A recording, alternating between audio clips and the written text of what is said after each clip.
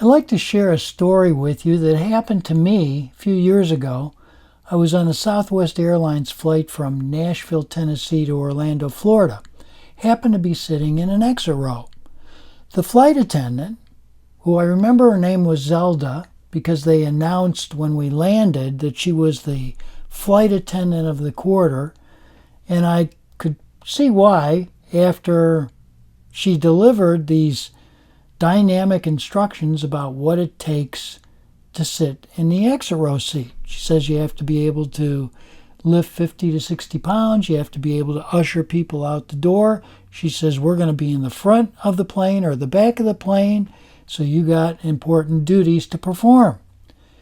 After her presentation, she then says, now I need a yes or a no.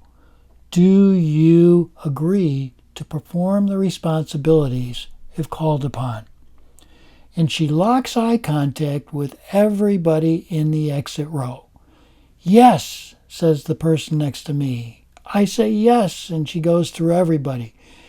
After she's finished, she says, thank you. I thank you. Southwest Airlines thanks you. FAA thanks you. Thank you. She starts to go up to the front of the plane. Then she stops and comes back. And I was sitting in the aisle row, so I could see that she was really having something more to say to us. And she paused and she said, this is not first class. You are sitting in the responsibility row. Thank you. Then she walks up to the front of the plane. And I'm sitting there for a moment and I'm going, wow, I'm sitting in the responsibility row.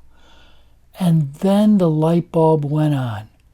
Zelda just gave me the teachable moment for take 100% responsibility. And I realized I'm in the responsibility row every time that I listen with someone. And so are you. And so my call for action for you is this.